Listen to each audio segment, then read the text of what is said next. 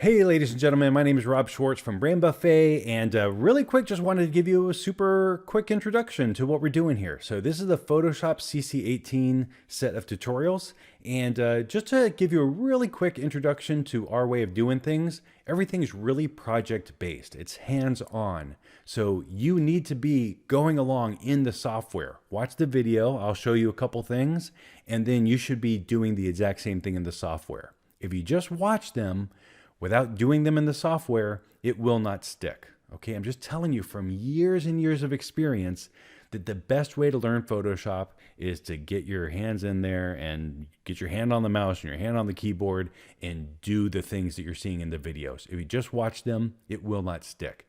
I promise you, it won't stick. It's kind of like trying to learn how to drive by watching a video about how to drive. You got to get in a car and get the feel of the brakes and the wheel, and you just got to kind of understand how it actually feels. Same thing with Photoshop.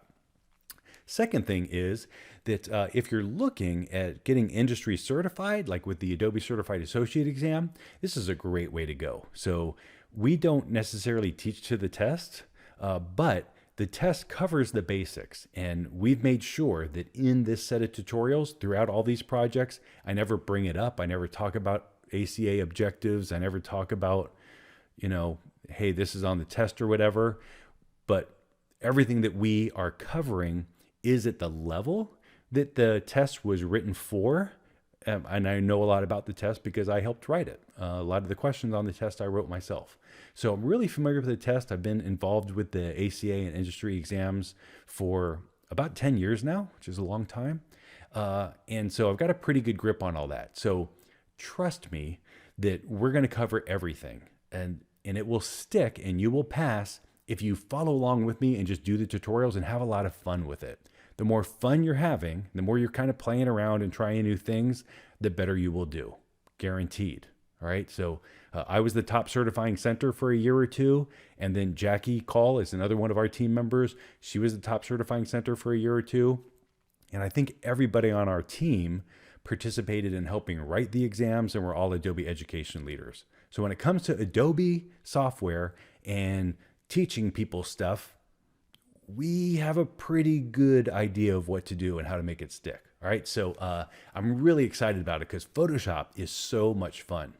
And let's just kind of get into the software and take a look at how things work. So I'm going to just go down here and type in photo. And there's Photoshop. So I'm going to just click that. And I'm going to also show you that at least while we're going through these tutorials, one thing that I recommend is down here in your taskbar, you can right click and choose this option here that says pin to taskbar. And now, even if I close Photoshop, if I launch it again, you can see the button is right there. Right, so I don't have to go type it in or whatever. At least while you're going through the tutorials and you want to have it handy every day, put a shortcut on the desktop or save it down there in the taskbar. It just makes launching it really quick and easy. On the Mac, it's the same thing. You just use Spotlight to find it in the top right corner, and then you pin it to the the tray. I don't remember what it's called down there. The little fancy bouncy menu at the bottom. So what we're going to do now is just kind of take a look at the workspace. So from this first basic page, you can see that I can create new documents. I can open an existing document. And this is a brand new install of Photoshop CC18. So if it was an older install and I had been working with files, you would see those files would even appear here. So you can quickly refer to a file that you worked on recently, like when the project's still in process. That happens a lot. I also want to show you some cool new features here. Here you can see, like I said, it's going to show you the recent files, but check this out, CC files. These are all from my Creative Cloud folder. And one very cool thing that Adobe did this year with schools is they made it super affordable, and they also made the software set up so that kids can log in at a school, even college students can log in with their personal Creative Cloud account. And so when you're taking photos on your phone or whatever and you save them to your Creative Cloud, they'll be right here for you to download. It's a really cool way to work. And lastly, here's my Lightroom photos, which again, if you use the Lightroom app on your phone, you take images with your phone, they're going to appear right here in Photoshop. So very, very cool. So much is happening now with just kind of making sure that mobile and your desktop apps are starting to work together, and it's just becoming more and more of a seamless workflow. So it's very, very cool. In this Learn workspace, these are all tutorials that you can go through to get some of the basics done. So you can roll through a couple of these if you'd like.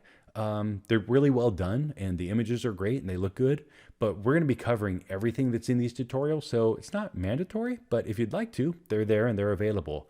For people that don't have access to my course and they're asking you how to use Photoshop, you can always refer them to this Learn workspace, and it's a really great way to just kind of hop into some tutorials. All right, so that's it for the basic interface. I'm gonna go back here to recents.